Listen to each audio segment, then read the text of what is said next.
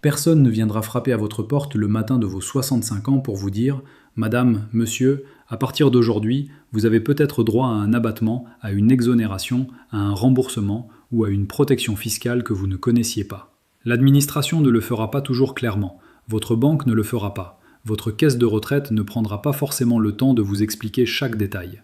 Et pourtant, après 65 ans, plusieurs droits existent en France. Des droits simples, légaux, prévus par les textes, mais que beaucoup de familles découvrent trop tard. Le vrai problème, ce n'est pas que ces droits soient cachés dans une pièce secrète. Le vrai problème, c'est qu'ils sont écrits dans un langage administratif que personne ne lit vraiment. Et pendant que les gens simples travaillent toute leur vie, paient leurs impôts, remboursent leur maison, élèvent leurs enfants, personne ne prend 5 minutes pour leur dire « Attention, vérifiez cette ligne. Attention, posez cette question. Attention, ne signez pas sans comprendre. » Et c'est souvent là que l'argent disparaît. Pas parce que quelqu'un vient vous le prendre directement, mais parce qu'une case n'a pas été vérifiée, parce qu'un plafond a été dépassé une seule année, parce qu'un droit automatique n'a pas été contrôlé, parce qu'une personne âgée a pensé « si l'administration l'a calculé comme ça, c'est sûrement correct ». Mais non, dans les dossiers réels, une petite erreur peut coûter plusieurs centaines d'euros, parfois davantage.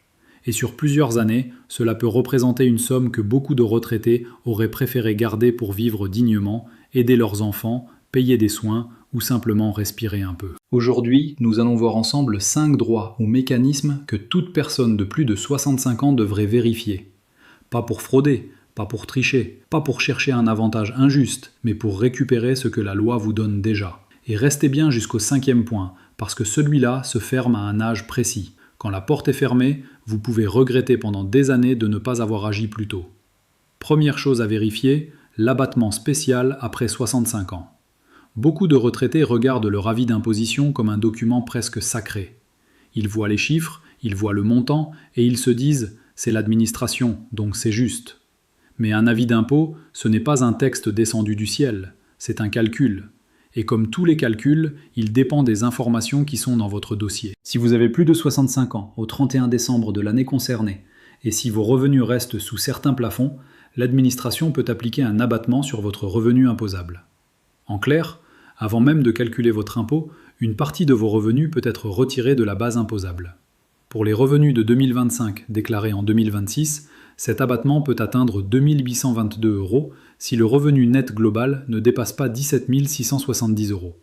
Et si le revenu est compris entre 17 670 € et 28 430 €, l'abattement est de 1 411 €. Si les deux membres du couple remplissent les conditions d'âge et de revenu, l'abattement peut être doublé. Et là, certains vont dire « mais si c'est automatique, pourquoi vérifier ?» Justement, parce qu'un droit automatique peut quand même être mal appliqué si une information est incorrecte dans votre dossier. Une date de naissance mal enregistrée, une situation de couple mal mise à jour, un revenu exceptionnel mal compris, ou simplement un détail que personne n'a contrôlé depuis des années. Imaginez un couple de retraités. Ils ont travaillé toute leur vie, ils vivent modestement, ils ne demandent rien à personne. Chaque année, ils reçoivent leur avis d'impôt, ils regardent vite, ils rangent le document dans un classeur. Mais pendant 3 ans, l'abattement n'a pas été appliqué correctement. Ce n'est pas spectaculaire, ce n'est pas un scandale qui passe au journal télévisé. Mais pour eux, c'est de l'argent perdu. De l'argent qui aurait pu servir à payer une facture, aider un petit enfant, réparer une voiture ou simplement vivre avec moins de pression. Donc, première action simple, prenez votre dernier avis d'imposition. Regardez le détail du calcul. Cherchez la mention liée à l'abattement pour personnes âgées ou invalides. Et si vous avez l'âge, mais que vous ne voyez rien, écrivez à votre centre des finances publiques. Ne dites pas seulement « je ne comprends pas ». Dites précisément « pouvez-vous me confirmer que l'abattement spécial pour les personnes âgées de plus de 65 ans a bien été appliqué à mon dossier ?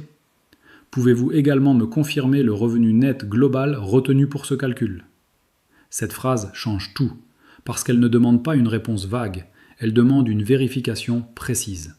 Deuxième droit, la taxe foncière. Là, on touche un sujet qui fait mal à beaucoup de propriétaires. Pendant des années, on a dit aux Français « Achetez votre maison, c'est votre sécurité. Une fois le crédit terminé, vous serez tranquille. » Mais beaucoup découvrent à la retraite qu'une maison payée n'est pas une maison gratuite. Il reste la taxe foncière, les travaux, l'assurance, l'entretien, parfois les charges, parfois l'aide à domicile.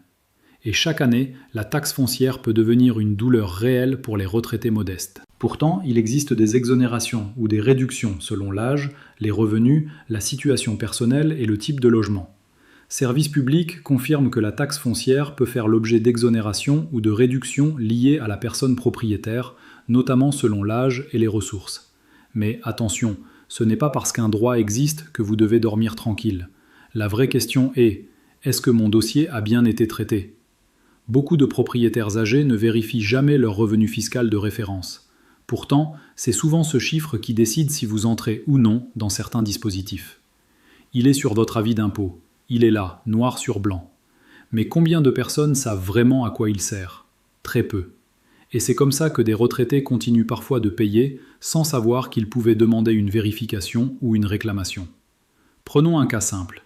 Une femme de 77 ans vit seule dans sa maison. Sa retraite est modeste. Elle paye sa taxe foncière tous les ans.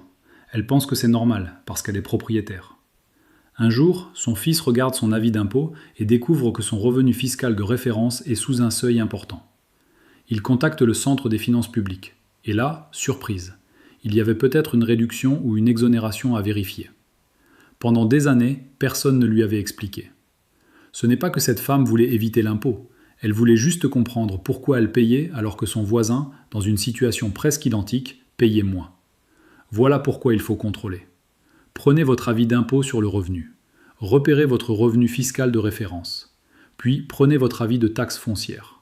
Si vous avez plus de 65 ans, plus de 75 ans, ou si vos revenus sont modestes, posez cette question à votre centre des impôts. Compte tenu de mon âge, de mon revenu fiscal de référence et de ma résidence principale, pouvez-vous me confirmer si je bénéficie bien de toutes les exonérations ou réductions possibles sur ma taxe foncière ?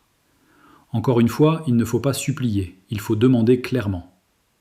Troisième droit, la CSG sur votre pension de retraite. Celui-là, beaucoup de retraités ne le regardent même pas. Ils voient leur pension arriver. Un mois, le montant baisse un peu. Ils pensent « encore une retenue, encore une réforme, encore une mauvaise nouvelle ». Mais parfois, il faut regarder de près. La CSG sur les pensions de retraite peut être appliquée à plusieurs taux. Taux zéro, taux réduit de 3,8%, taux médian de 6,6% ou taux normal de 8,3%. Pour 2026, le taux dépend notamment du revenu fiscal de référence figurant sur l'avis d'imposition 2025 sur les revenus de 2024. Et voici le détail important. Le passage du taux réduit de 3,8% au taux médian ou au taux normal ne doit s'appliquer que si les revenus franchissent le plafond du taux réduit 2 années consécutives. Ce détail, beaucoup ne le connaissent pas, et pourtant, il peut changer le montant net que vous recevez chaque mois. Imaginez un retraité qui vend un petit placement une année pour financer des travaux dans sa maison. Cette vente augmente son revenu fiscal de référence une seule année. L'année suivante, ses revenus redeviennent normaux. S'il voit sa CSG augmenter, il peut penser « c'est comme ça, je ne peux rien faire ». Mais la vraie question est « est-ce que le mécanisme de lissage a été vérifié ?» Parce qu'une année exceptionnelle ne doit pas forcément vous faire basculer durablement vers un taux plus élevé. Et là encore, le peuple paye souvent parce qu'il ne connaît pas les mots exacts à utiliser. Votre caisse de retraite ne va pas toujours vous appeler pour vous dire « Attention, nous avons peut-être appliqué un taux qu'il faudrait revérifier ». C'est à vous de demander. Voici la phrase simple. J'ai constaté une modification du taux de CSG sur ma pension. Pouvez-vous me confirmer que le mécanisme de lissage sur 2 années consécutives a bien été examiné dans mon dossier ? Cette phrase peut éviter beaucoup de confusion. Parce que vous ne demandez pas une faveur, vous demandez l'application correcte d'une règle. Quatrième droit, le crédit d'impôt pour l'aide à domicile et les services à la personne. Là, on parle d'un sujet très concret. Une personne âgée qui a besoin d'aide pour le ménage, le jardinage, l'accompagnement, certains petits travaux ou une aide régulière à domicile peut parfois bénéficier d'un avantage fiscal. Et le point important, c'est le mot « crédit ». Un crédit d'impôt, ce n'est pas seulement une réduction réservée aux personnes qui payent déjà beaucoup d'impôts. Dans certains cas, même si vous n'êtes pas imposable, un crédit d'impôt peut être remboursé. Et ça, beaucoup de retraités modestes ne le savent pas. Ils se disent « je ne paye pas d'impôts, donc les avantages fiscaux ne me concernent pas ». Erreur. C'est justement cette confusion qui fait perdre de l'argent à des familles. Quand une personne âgée paye une aide à domicile déclarée, elle doit vérifier si les dépenses sont bien déclarées, si les plafonds sont bien pris en compte et si l'avantage fiscal est bien appliqué. Parce que dans la vie réelle, ce n'est pas toujours la grande fraude qui coûte cher. Parfois, c'est une facture oubliée, un service mal déclaré, une attestation fiscale jamais téléchargée, un enfant qui paye pour son parent sans comprendre comment déclarer correctement. Et au final, l'argent sort de la poche de la famille, mais l'avantage ne revient jamais. Donc, si vous avez une aide à domicile, une femme de ménage déclarée, un jardinier déclaré ou une entreprise de service à la personne, ne vous contentez pas de payer. Demandez chaque année l'attestation fiscale. Gardez les factures. Vérifiez que les montants sont bien reportés dans votre déclaration. Et si vous êtes aidé par vos enfants, parlez-en avec un professionnel pour savoir qui doit déclarer quoi. Parce que la différence entre payer dans le vide et récupérer une partie légalement peut représenter une somme importante. Et soyons honnêtes, à la retraite, chaque euro compte. Ce n'est pas honteux de vérifier. Ce qui est honteux, c'est qu'un système aussi compliqué laisse des personnes âgées se débrouiller seules avec des formulaires qu'elles ne comprennent pas toujours. 5e droit, le don familial avant 80 ans. Celui-là, il est très important, parce qu'il a une horloge. Vous pouvez corriger une déclaration.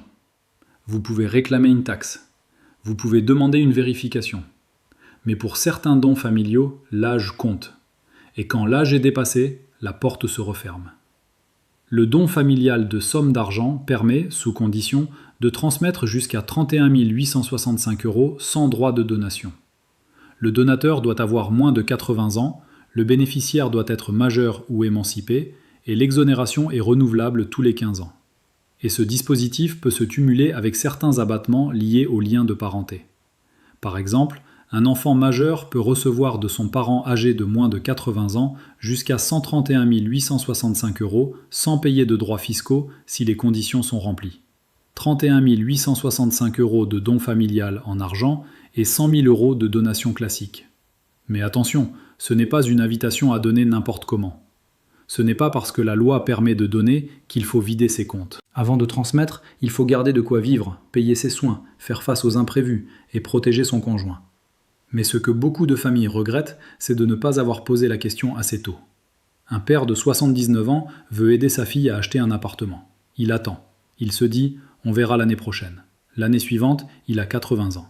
Et là, certaines possibilités ne sont plus les mêmes. Le problème, ce n'est pas seulement l'argent, c'est le calendrier.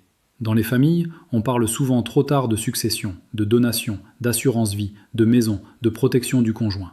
On attend qu'il y ait une maladie, on attend qu'il y ait un conflit, on attend qu'un enfant réclame sa part, on attend que le notaire explique froidement ce qui aurait pu être préparé 10 ans plus tôt.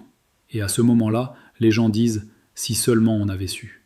Voilà pourquoi cette vidéo existe. Pas pour faire peur inutilement, mais pour dire aux familles « vérifiez maintenant ». Posez les questions maintenant, demandez conseil maintenant. Ne laissez pas l'administration, la banque ou le hasard décider seul de l'avenir de votre argent. Récapitulons.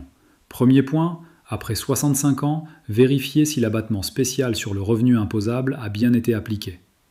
Deuxième point, si vous êtes propriétaire, regardez votre taxe foncière et votre revenu fiscal de référence. Certaines réductions ou exonérations peuvent dépendre de votre âge et de vos ressources. Troisième point, si votre pension baisse à cause de la CSG, ne l'acceptez pas automatiquement. Demandez si le mécanisme de lissage sur 2 années consécutives a été vérifié. Quatrième point, si vous utilisez une aide à domicile ou des services à la personne, gardez les attestations et vérifiez le crédit d'impôt. Cinquième point, avant 80 ans, parlez à un notaire ou à un conseiller compétent des dons familiaux possibles. Pas pour tout donner, mais pour connaître les fenêtres avant qu'elles se ferment. Et maintenant, faites une chose simple. Ce soir, sortez votre dernier avis d'impôt. Regardez votre revenu fiscal de référence. Regardez votre avis de taxe foncière. Regardez le détail de votre pension. Et notez 3 questions à poser. Une au centre des impôts, une à votre caisse de retraite et une à votre notaire si vous avez des enfants, une maison ou un patrimoine à transmettre. Cette vidéo est une information générale. Elle ne remplace pas l'avis d'un notaire, d'un expert comptable, d'un conseiller en gestion de patrimoine ou de votre centre des finances publiques. Chaque dossier est différent. Mais une chose est sûre, ne pas poser les questions, c'est souvent la manière la plus rapide de perdre un droit. Si cette vidéo peut aider un parent, un voisin, un ancien collègue ou une personne âgée autour de vous, partagez-la. Parce qu'il y a des gens qui ont travaillé toute leur vie, qui ont payé toute leur vie et qui méritent au moins de savoir ce à quoi ils ont droit. Et vous, dites-moi en commentaire, parmi ces 5 droits, combien aviez-vous déjà vérifié dans votre dossier ?